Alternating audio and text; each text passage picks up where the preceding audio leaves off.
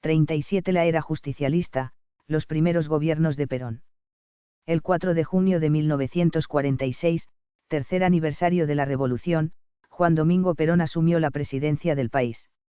Durante el lapso corrido desde las elecciones donde obtuviera la victoria, el gobierno de Farrell le ha facilitado a Perón los comienzos del suyo, mediante varias medidas, nacionalizó el Banco Central, poniendo a su frente al hombre que comandaría la acción económica peronista, que es Miguel Miranda, un empresario impetuoso y afortunado en sus negocios, autorizó una emisión de bonos del Tesoro, por 250 millones de pesos, intervino la universidad, estableció el control de cambios y creó el IAPI. Instituto Argentino de Promoción del Intercambio, que manejaría en adelante el comercio exterior. Además, puso a Perón nuevamente en actividad militar, dejando sin efecto su retiro y ascendiéndolo a general de brigada.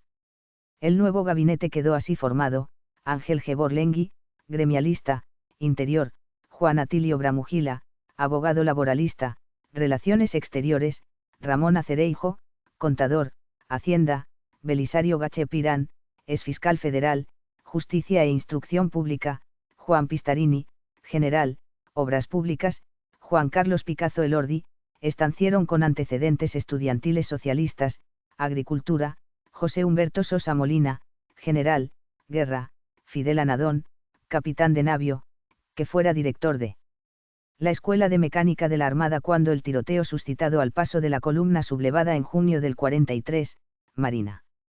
Muchos serían los gabinetes que acompañarían a Perón durante sus gobiernos.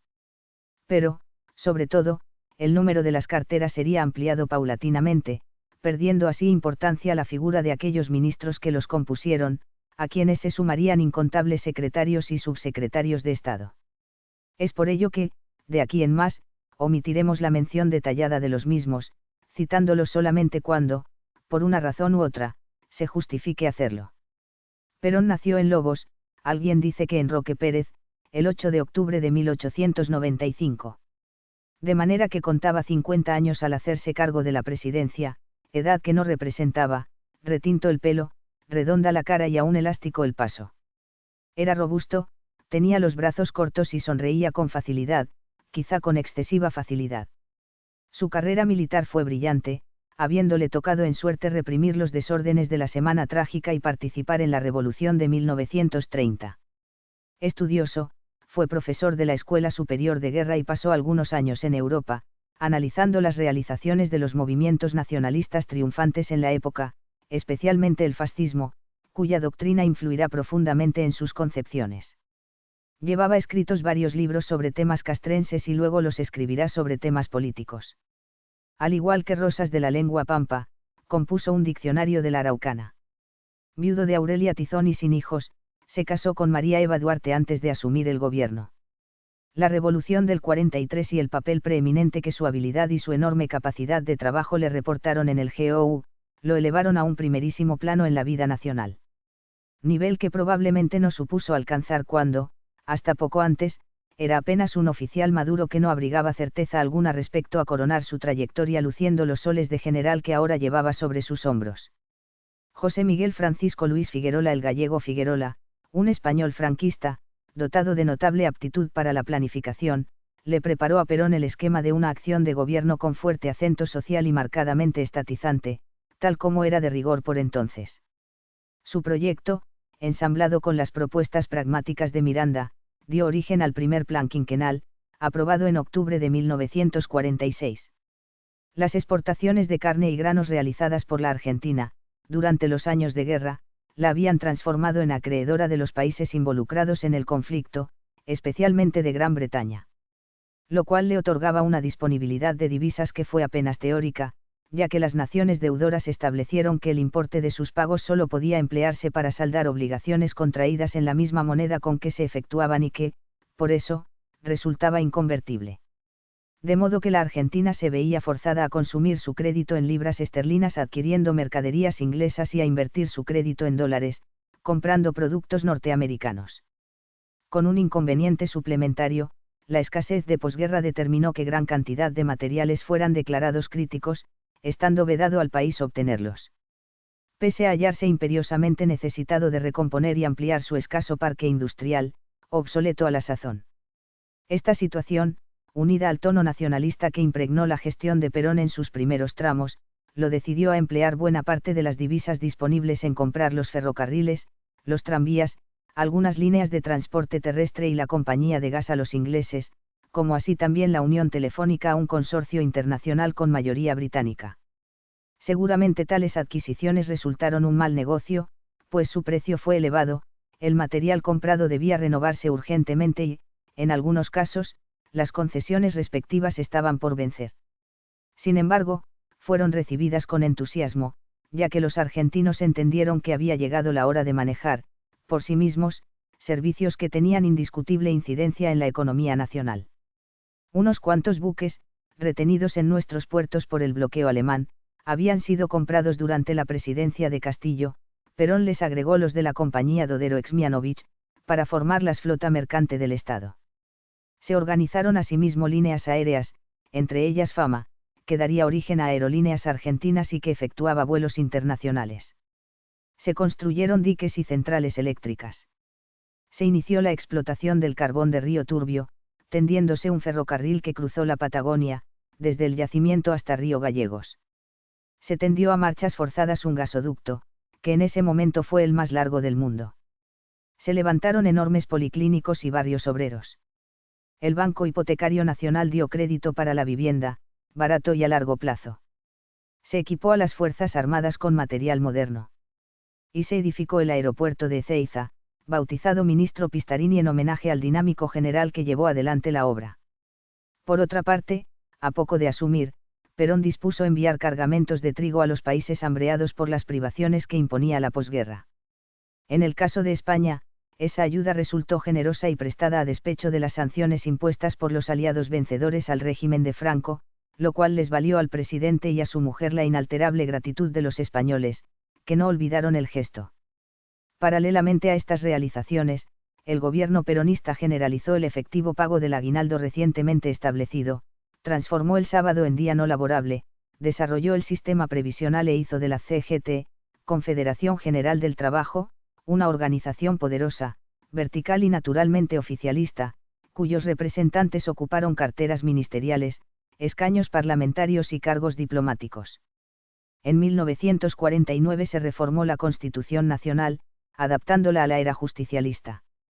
Tal reforma incluyó la garantía de los derechos del trabajador, la familia, la ancianidad y la cultura, más bien retóricos, el estado de prevención y alarma, asimilable al estado de sitio y que facilitaba al gobierno la represión en caso de revoluciones o conmoción popular. Y dispuso que serían propiedad inajenable del Estado Nacional los minerales, las caídas de agua, los yacimientos de petróleo, de carbón, de gas y las demás fuentes naturales de energía, como así también los servicios públicos. Pero, sobre todo, estableció la posibilidad de que el presidente de la República fuera reelecto al concluir su mandato, abriendo de ese modo el camino para una segunda presidencia de Perón. Las nacionalizaciones de empresas extranjeras, la importante obra pública realizada, el desequilibrio fiscal y la mala administración de los grandes entes estatales creados, unido todo ello a graves dificultades para colocar las exportaciones argentinas, determinaron el comienzo de un periodo de inflación y el crecimiento de la deuda externa, pasando el país de ser acreedor a deudor. Cosa que trajo como consecuencia el relevo de Miranda y su reemplazo por Alfredo Gómez Morales, quien iniciaría una política de contención del gasto y de acercamiento a los organismos que regulaban el crédito internacional.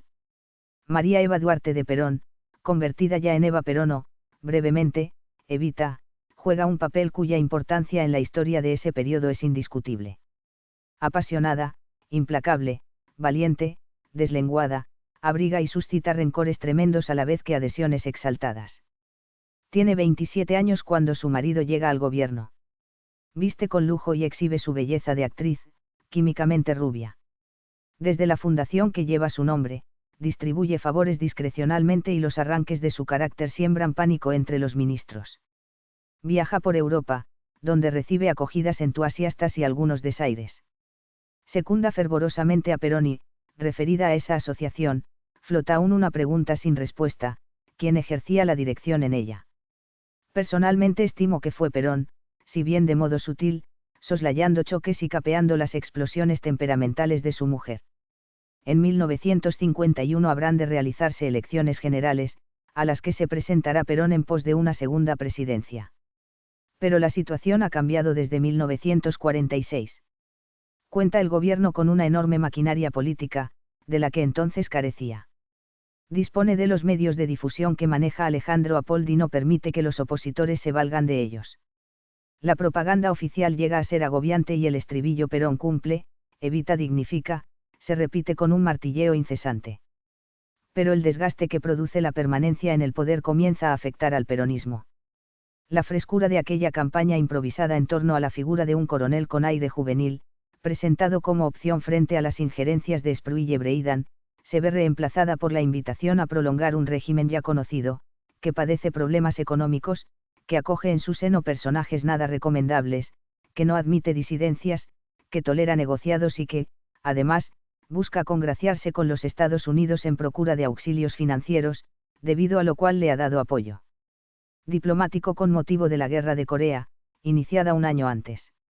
No obstante todo eso, sin embargo, el general conserva su peculiar magnetismo, se venera la imagen de Evita en las viviendas más modestas y la plaza se sigue llenando de gente los 17 de octubre, gente que, al día siguiente, disfrutará el casi litúrgico descanso del feriado que se dedica a San Perón. El año anterior había sido encarcelado Ricardo Balbín, dirigente radical. En enero del 51 se declara una huelga ferroviaria impulsada por la izquierda, que determina se movilice a los trabajadores del riel, poniéndolos bajo régimen militar. Poco después, a raíz de un conflicto gremial alentado desde esferas oficiales, se cierra la prensa que critica al gobierno y luego se la incauta. Los candidatos oficialistas serán Juan Domingo Perón, María Eva Duarte de Perón, Perón.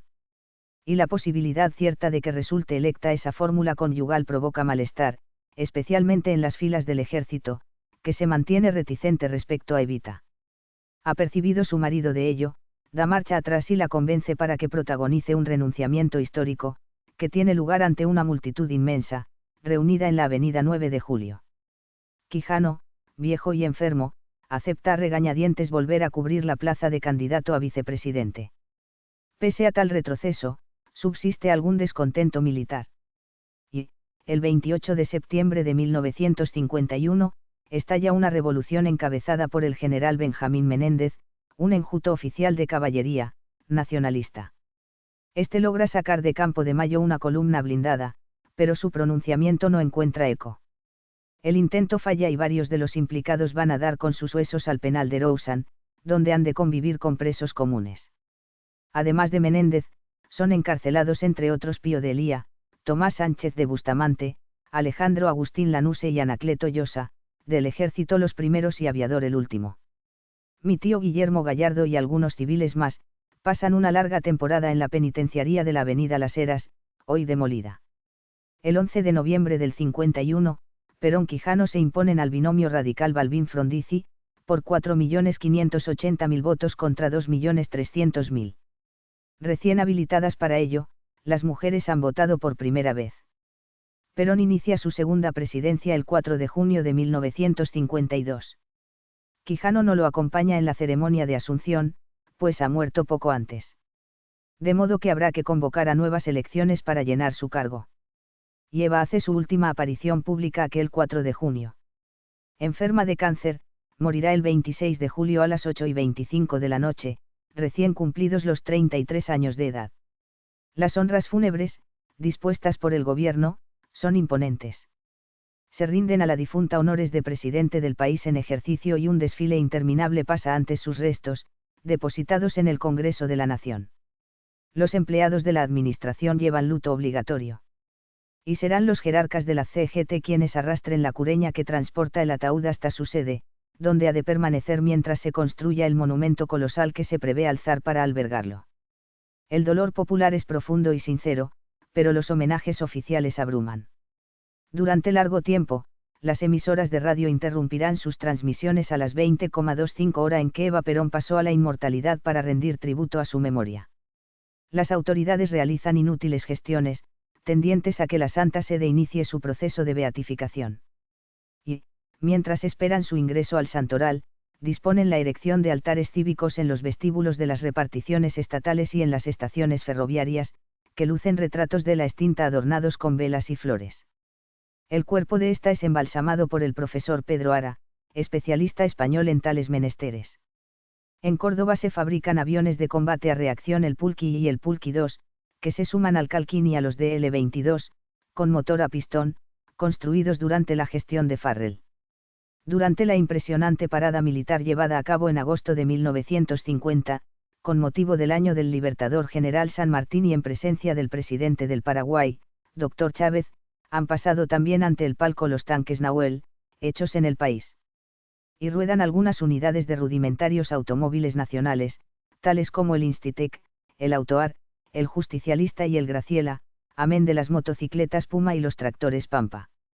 En la isla Huemul, próxima a San Carlos de Bariloche, un científico pintoresco, el alemán Ronald Richter, trabaja con abundantes medios a su disposición para poner al servicio de Perón la energía atómica, bomba incluida, cuyo empleo a corto plazo, impulsando los ferrocarriles, anuncia en un discurso, con segura convicción. Y, aunque los proyectos de Richter alientan sonrisas y no conducen finalmente a nada concreto, pasados los años se comprobaría la viabilidad del principio en que se fundaban, a partir de la fusión nuclear en vez de la fisión empleada hasta entonces. Solo que, según parece, los elementos con que contaba el investigador germano jamás le hubieran permitido lograr las altísimas temperaturas requeridas para aplicarlo con éxito. Aunque la situación económica declina, la industria liviana progresa, al amparo de planes oficiales. Pero la calidad de sus productos deja mucho que desear. Las noticias sobre negociados proliferan. El 7 de abril de 1953 renuncia Juan Duarte, hermano de Eva y secretario privado de Perón desde 1946. 2 días después aparece muerto con un balazo en la cabeza. Muchos ponen en duda la versión oficial de un suicidio, pero así lo confirma una correcta investigación judicial, llevada a cabo por el juez Pizarro Migens, y, reabierto el caso luego de caer Perón, no se probará lo contrario. El 15 de ese mes, días después de morir Juan Duarte, la CGT organiza un acto de apoyo al presidente, en Plaza de Mayo. Y estallan allí 2 bombas, causando 5 muertos y 92 heridos entre el público que, enardecido, incendia varios comités políticos opositores y marcha sobre el Jockey Club, lo destroza parcialmente y también le prende fuego, ante la pasividad policial. Los autores del atentado que desata esta sucesión de graves desmanes son descubiertos y presos, resultando tratarse de los jóvenes Germán López, Roque Carranza, Francisco Elizalde, Firmat, Centurión y algún otro, vinculados al radicalismo. Un año después, abril del 54, el peronismo volvería a demostrar su vigencia electoral, en los comicios que se efectúan para proveer el puesto vacante de vicepresidente. Su candidato, el almirante Alberto Teixeira, duplica con 5 millones de votos los obtenidos por el Partido Radical. Por ciento TI con acento. Perón, a quien se presenta como el primer trabajador, aparece asimismo como primer deportista. Título sin duda exagerado, aunque su paso por las tropas de montaña hiciera de él un buen esquiador, contando en su haber con varios torneos de esgrima, amén de haberse calzado esporádicamente los guantes de box siendo joven. Pero, eso sí, durante su gobierno apoyó decididamente al deporte, acaso en procura de mayor popularidad. Y nuestros deportistas lograron logros importantes por entonces, en las Olimpiadas de Londres, 1948, el bombero argentino Delfo Cabrera ganó la maratón, 2 boxeadores, Pascual Pérez y Rafael Iglesias, trajeron las medallas doradas de sus categorías, masca y pesado respectivamente, también fueron campeones olímpicos esa vez los tiradores Pablo Cagnaso, fusil, y Enrique Díaz Sáenz Valiente, pistola. El Gran Premio de Automovilismo Buenos Aires-Caracas, mantuvo en vilo a Sudamérica durante su extenso desarrollo, imponiéndose Domingo Marimón, luego de romper Óscar Gálvez el motor de su coche en la última etapa, cuando era holgado puntero de la prueba. El mismo Gálvez triunfaría en la carrera Lima-Buenos Aires, organizada al regreso de aquella. Y más tarde, en el circuito de Palermo, superaría a los ases europeos, conduciendo un pesado Alfa Romeo 3800 bajo la lluvia. Su hermano Juan, se consagraría reiteradamente campeón argentino de turismo de carretera. Juan Manuel Fangio, el formidable Chueco de Balcarce, obtiene en 1950 el primero de los 5 campeonatos mundiales que hilvanaría a lo largo de su trayectoria incomparable. El Luna Park es escenario de un torneo mundial de básquetbol, en cuya culminación la Argentina, donde juegan Ferlón, González, Pérez Varela, Yude, Biau, derrota a una dudosa representación de los Estados Unidos, que inviste el equipo de la fábrica Chevrolet. Eduardo Lause cumple excelente campaña en los rings norteamericanos, sin conseguir pelear por el cetro de los medianos. San Lorenzo de Almagro, campeón de 1946, realiza una gira memorable por España y Portugal. Chicos de todo el país compiten en los certámenes infantiles de fútbol que organiza el gobierno, y uno de los cuadros consagrados en ellos lleva un nombre muy propio de la época, Evita Morning Star. Los hermanos Ojit, Luis Ilaías, Manuel Corner y Boris, monopolizan las transmisiones por radio de los grandes acontecimientos deportivos, intercalando en sus relatos abundante propaganda oficial. La noche en que Ike Williams, titular de la corona de los livianos, noqueó a José María Gatica apenas comenzado el primer round, Corner alcanzó a decir tan solo: empieza el combate, inteligente Gatica, Perón cumple, evita dignifica, cae Gatica. Según trascendió luego, el mono Gatica, cuyos topetazos con Alfredo Prada conmovían al país, habría subido esa noche al cuadrilátero con varias copas de más. A fines de 1954, Perón entra inopinadamente en conflicto con la Iglesia Católica, cuya jerarquía no había tenido hasta el momento roces con el gobierno. Por el contrario, la enseñanza religiosa en las escuelas, establecida por Ramírez, determinó que la mayoría de los obispos mirara con simpatía al candidato oficialista en 1946 y muchos católicos lo votaron, situación que aún se mantenía en 1951. Pero ocurrió que la Iglesia conservaba su autonomía frente al régimen, lo cual contrastaba con las loas prodigadas desde casi todos los demás sectores de la sociedad, salvo los declaradamente opositores, que eran pocos. Y Perón, de buenas a primeras, acusa a Monseñor Manuel Tato, provisor y vicario general de Buenos Aires, como así también a Monseñor Ramón Pablo Novoa, de sabotear la acción gubernativa. Ello por cuanto los acusados habían desaprobado la instalación de un campo de recreo para niñas de colegios secundarios en la Quinta Presidencial, instalación esta que dio lugar a extendidas habladurías. Al ataque verbal de Perón sigue una política de abierta agresión a la Iglesia, que contraría las convicciones arraigadas en la población y que discrepa con la llamada doctrina justicialista. Se deroga la enseñanza religiosa, se establece el divorcio vincular, se autoriza el funcionamiento de prostíbulos, las autoridades reciben y condecoran a jerarcas de cultos cismáticos y es anunciada una reforma constitucional, que separará a la Iglesia del Estado. Algunos ministros, considerados masones, integran el gabinete y es tenido por tal el vicepresidente Teixeira.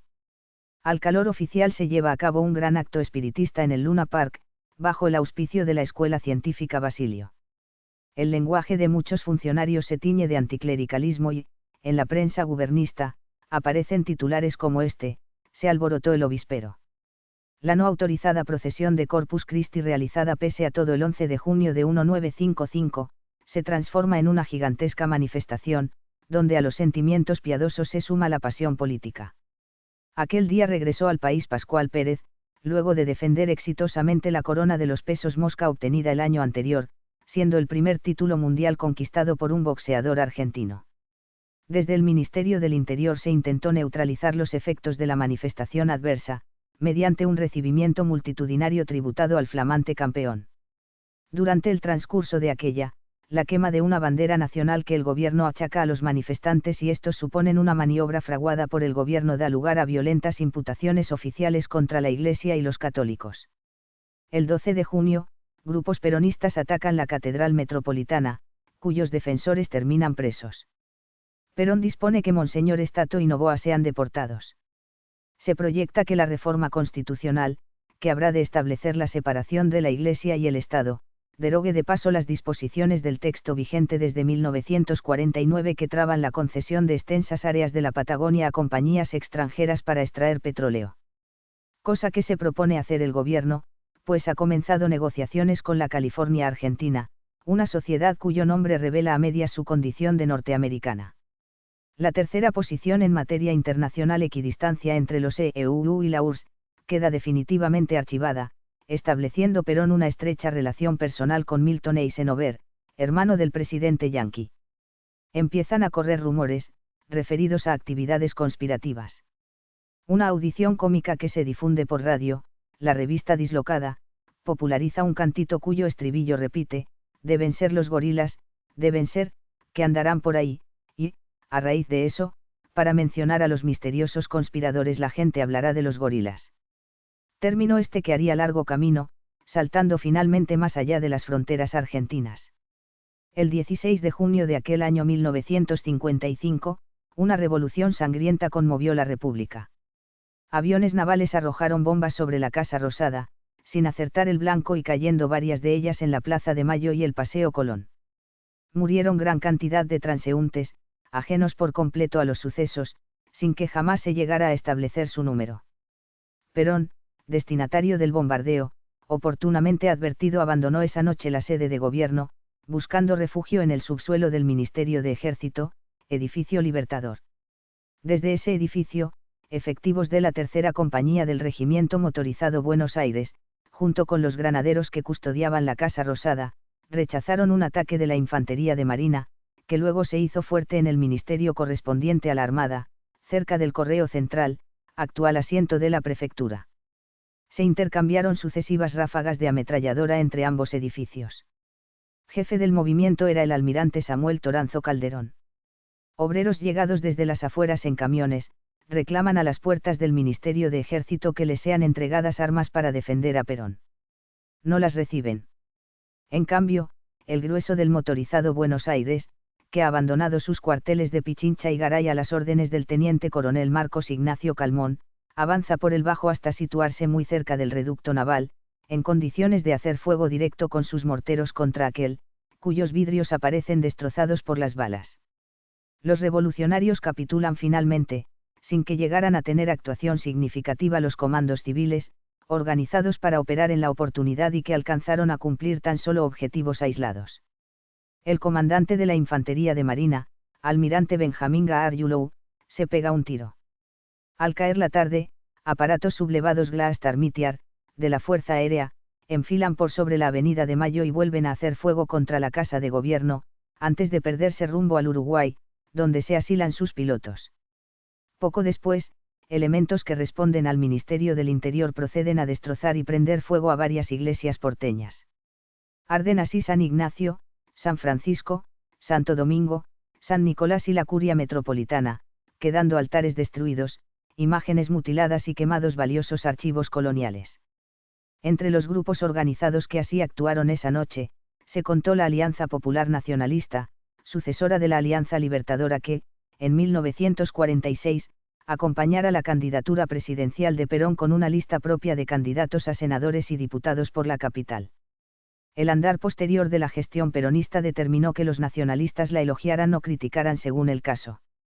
Ya antes de 1955 no quedaba en la alianza ninguno de sus fundadores, pues habían renunciado anteriormente o fueron expulsados en 1953, ocupando su lugar hombres de acción sin relieve alguno, plegados incondicionalmente al gobierno bajo las órdenes de Guillermo Patricio Kelly, quien, para dejar en claro la ruptura producida, le cambió el nombre a la alianza, según arriba lo indicó. En septiembre del 55, mientras aún se desarrollaba la revolución encabezada por Lonardi, tanques pertenecientes al motorizado Buenos Aires demolieron a cañonazos la sede aliancista, en San Martín y Corrientes. El movimiento del 16 de junio y sus secuelas, instalaron una descarnada violencia en el país, que quedó anonadado. Perón, cuya notable habilidad política parecía haber entrado en un cono de sombra, también se mostraba perplejo, sin atinar con la reacción exigida por las circunstancias. El 6 de julio pronuncia un discurso conciliador, invitando a los partidos opositores para iniciar una ronda de conversaciones. Se equivocó al hacerlo, pues la resistencia a su régimen ya no se originaba en los partidos políticos, que nada habían cambiado desde 1946 y que venían siendo inexorablemente derrotados en cuanta elección se llevaba a cabo desde entonces. Los mismos, por otra parte, se mostraron reticentes ante la invitación, aprovechando la oportunidad únicamente para lograr que la prensa difundiera algunas de sus declaraciones, naturalmente adversas al gobierno. El 31 de agosto, Perón jugó una carta arriesgada. Ofreció su renuncia, en aras de la pacificación nacional. Pero, simultáneamente, puso en marcha la máquina partidaria, a fin de montar una concentración popular donde se le pediría que continuara en el mando. Como culminación de ella, se despacha con una arenga tremenda, anunciando que responderá a la violencia con una violencia mayor y que, por cada peronista que caiga, caerán 5 de sus adversarios. Propone, asimismo, que sus seguidores se provean de alambre de fardo para colgar opositores. Aunque las amenazas oficiales no se cumplen, una tensión gravísima se aposenta en la República, intensificándose la ofensiva de los panfletos. Estos, en efecto, habían reemplazado a las declaraciones y denuncias públicas que no solo implicaban riesgo, sino que ni siquiera eran recogidas por los medios de información, corrían subrepticiamente de mano en mano, galvanizaban la resistencia y erosionaban progresivamente al régimen. Un libro publicado por Félix Lafiandra, H., después de caer Perón, transcribe 200 de dichos impresos clandestinos. Tienen gran repercusión 2 cartas abiertas, de tono claramente revolucionario, que Mario Amadeo dirige al subsecretario de Ejército, general José Embrioni, y que circulan como panfletos. El 8 de septiembre, el secretario general de la CGT envió una nota al ministro de Ejército, ofreciendo el apoyo de los trabajadores a los militares, para defender la Constitución y las autoridades nacionales. La posibilidad de que se constituyan milicias populares, contribuye a aumentar el malestar imperante y causa alarma en las Fuerzas Armadas. Una nueva revolución está en ciernes. El intento del 16 de junio se circunscribió a la Marina y a una pequeña fracción de la Aeronáutica, no contando con adhesión por parte del Ejército. En el seno de este, no obstante, palpitaba también una conspiración. Su impulsor era el general Pedro Eugenio Aramburu que, ante el sesgo tomado por los acontecimientos, desistió formalmente de sus propósitos, expresando que consideraba imposible llevar adelante una revolución en esas circunstancias. Fue entonces cuando apareció en escena el general Eduardo Lonardi, a quien convocó el coronel Arturo Osorio Arana para proseguir las tareas abandonadas por Aramburu, de las que él era partícipe. Lonardi es un oficial de artillería retirado, que está por cumplir 59 años y cuyo carácter afable oculta la firmeza de su temple. Católico practicante, había comandado un cuerpo de ejército y enseñado en institutos militares. Hacia la medianoche del 15 de septiembre de 1955, Lonardi llega a un puesto de guardia, situado en los fondos de la Escuela de Artillería, en Córdoba. El suboficial a cargo le franquea la entrada, cumpliendo órdenes del oficial de servicio, capitán Ramón Eduardo Molina, plegado a la revolución. El general ha viajado en ómnibus desde Buenos Aires, viste un uniforme pasado de moda y lo rodean su hijo, capitán Luis Eduardo Lonardi, el coronel Osorio Arana y su hijo Arturo Enrique, los capitanes retirados David Julio Uriburu y Ezequiel Pereira Zorraquín, Marcelo Gabasto e Iván Villamil, civiles como el hijo de Osorio Arana. Pronto se une a ellos el capitán Molina. Antes de irrumpir en la habitación que ocupa el director de la escuela, coronel Juan Bautista Turconi, Lonardi pide un arma y le alcanzan una automática calibre 45. Al abrirse la puerta, Turconi se adelanta precipitadamente y Lonardi dispara, hiriéndolo en una oreja. Lamenta el hecho debido quizá a que no contaba con la sensibilidad del gatillo de la pistola que empuña e indica que atiendan al herido. Acto seguido se hace cargo del mando. A las 3 de la mañana del 16 de septiembre, los cañones de la Escuela de Artillería abren fuego contra la de Infantería, que está relativamente próxima. Su jefe, el coronel Brizuela, ha cortado una comunicación telefónica previa, intentada por Lonardi. Los primeros cañonazos dañan las instalaciones eléctricas y ambas escuelas quedan a oscuras. Se combate intensamente y crece el número de muertos y heridos. Al rayar el alba, Brizuela realiza un movimiento táctico, abandonando los cuarteles y reagrupando los efectivos que comanda en las cerrilladas que están camino a la Calera. Una compañía, bajo las órdenes del capitán Juan José Claise, toma la escuela abandonada. Desde las alturas, los hombres de Brizuela disparan con ametralladoras pesadas. Hacia las 11, la situación aproximadamente es la siguiente: Lonardi y los suyos son dueños de las escuelas de artillería e infantería. También responden a la revolución las escuelas correspondientes a la aeronáutica, de aviación militar, de suboficiales, paracaidistas, superior de aerotécnica, sublevadas por el comodoro Krause, el comandante Tanco y los capitanes Maldonado y Gillamondegui, que han ocupado asimismo los talleres del Lame. El coronel Brizuela se sostenía en las colinas, luego de intentar un ataque por retaguardia contra la escuela de artillería. Algunos aviones, plegados al alzamiento, han sobrevolado la zona. fuerzas del Regimiento 14 de Infantería y una agrupación de suboficiales, se concentran en Alta Gracia para atacar a los revolucionarios. La posición de estos es comprometida, cuando Brizuela resuelve parlamentar. Tiene una emotiva reunión con Lonardi, que le explica los motivos que lo impulsan, asegurándole que el lema del futuro gobierno ha de ser, ni vencedores ni vencidos. Brizuela opta por cesar en la lucha y sus tropas desfilan ante las de Lonardi, sin deponer las armas y recibiendo honores por su comportamiento. La base naval de Puerto Belgrano se había sublevado, a la hora convenida para ello, la 1 del día 16. Pero convergían sobre ella poderosas fuerzas leales. A mediodía se sumó al alzamiento la flota de mar, que se hallaba en Puerto Madryn al mando del capitán Lariño. Poco antes lo ha hecho la flota de Río, comandada por el capitán Muro de Nadal. En uno de sus buques, el rastreador Murature, está instalado el comandante de la Marina de Guerra en operaciones, contraalmirante Isaac F. Rojas. Durante la madrugada de ese día se había pronunciado la escuela naval, controlando la base de Río Santiago. Pero, más tarde, esta debió ser desalojada ante el ataque de la Segunda División Terrestre, que respondía al gobierno. Junto con los marinos, combatieron en tal oportunidad oficiales del ejército, que cursaban las escuelas superiores de guerra y técnica, encabezados por el general Juan José Uranga. Las tropas con asiento en Buenos Aires, Rosario y Bahía Blanca respondían al comandante en jefe de las fuerzas de represión, general Franklin Lucero. También las del litoral, cuyo alzamiento intentara sin éxito el general Aramburu quien, ante los hechos consumados, se había adherido a la revolución. En cuanto a las de Cuyo, su situación no era clara, estaban a las órdenes del general Julio Lagos, el cual, pese a haberse plegado al pronunciamiento, se proponía establecer un gobierno revolucionario en Mendoza, demorando su apoyo a Lonardi, que le requería con urgencia el envío de refuerzos. Este pedido de auxilio fue formulado a Lagos por el mayor Juan Francisco Guevara, al cual el general Lonardi atribuiría el 90% del éxito de la revolución, que voló desde Córdoba para transmitir el requerimiento. En lo que se refiere al control del aire, los insurgentes contaban con algunos aparatos con base en Córdoba, precariamente alistados para cumplir misiones de combate. Era el caso de los Glaastar Meteor, reactores británicos que consumían querosén en sus turbinas y que, a falta de ese combustible, volaban con nafta de aviación. Lo cual determinó que uno de ellos estallara en vuelo, pereciendo el teniente Morandini. Por su parte, el gobierno contaba con los bombarderos pesados Abraham Lincoln, de Villa Reynolds, San Luis. Por la mañana del 17 de septiembre, Lonardi trasladó su comando a la Escuela de Aviación Militar, transformada en baluarte revolucionario.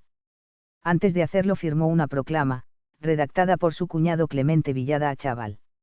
El comodoro Krause había dispuesto la ocupación de las radios cordobesas y una de ellas, LV2, pasó a ser mensajero revolucionario, bajo el nombre de La Voz de la Libertad. Ante sus micrófonos, Villada Achával leyó la proclama firmada por Lonardi. Las perspectivas, no obstante, se presentan sombrías para los sublevados. A las fuerzas leales, que responden en Córdoba al general Marelou, se agregan los regimientos 11 y 12 de infantería, que llegan desde Santa Fe al mando del general Iñíguez, reforzados por un grupo antiaéreo. Y el general Moschini, con órdenes de reprimir, avanza desde el norte al frente de los regimientos 15, 17, 18 y 19 de infantería, amén de un batallón de comunicaciones. El general Videla Balaguer, apoyado por civiles y una compañía de fusileros que pusiera Lonardi a su disposición, toma la jefatura de policía cordobesa en medio de nutrido fuego. En calidad de refuerzo, a bordo de aviones de línea, ha llegado a la Escuela de Aviación una compañía del Segundo Cuerpo de Ejército. Y, el domingo 18, Iñíguez ocupa la estación ferroviaria de Alta Córdoba, acosadas sus tropas por francotiradores que disparan desde todos lados. Ocupada la estación, Iñíguez se dirige al centro de la ciudad, hallando fuerte resistencia por parte de militares y civiles, que detienen su avance. La Armada, mientras tanto, establece el bloqueo de los puertos argentinos. Lonardi envía emisarios a Iñíguez, invitándole a reunirse con él. Iñíguez no acepta la reunión pero expresa que, si se ordena a los civiles que cesen su hostigamiento, dispondrá que las fuerzas a su mando cesen también las operaciones. Así se conviene hacerlo. A todo esto, los Abraham Lincoln que despacha el gobierno para bombardear a los rebeldes se dan vuelta en el aire, plegándose a la revolución, Por ese motivo los llamarán panqueques. A las 8 de la mañana del lunes 19, el almirante Rojas intima rendición al gobierno. Otorga un plazo que vence a las 12, cumplido el cual la flota procederá a cañonear objetivos militares y destilerías de petróleo, cosa que ya ha hecho el día anterior, disparando sobre depósitos de combustible en Mar del Plata. Son las 12:45, cuando el general Lucero lee por radio un mensaje de Perón. En el mismo, este ofrece nuevamente su renuncia, la del vicepresidente y los legisladores, manifestando que el ejército puede hacerse cargo de la situación para buscar la pacificación de los argentinos antes que sea demasiado tarde. Luego de una reunión en la Casa de Gobierno, Lucero difunde otro comunicado, mediante el que invita a los comandos revolucionarios para iniciar negociaciones y paralizar las hostilidades en las posiciones alcanzadas. Lonardi manda un despacho a Lucero, señalando que la renuncia inmediata de Perón es condición previa para aceptar una tregua. Sin afirmar explícitamente que tal renuncia haya sido concretada, Lucero hace saber a la población que se ha constituido una junta de generales, para encargarse de las tratativas de entendimiento y pacificación. Está presidida por el general José Domingo Molina. La Junta asume el gobierno provisoriamente, dando alcances de renuncia al mensaje de Perón. No obstante ello, convocados sus miembros, acuden a la quinta presidencial de Olivos.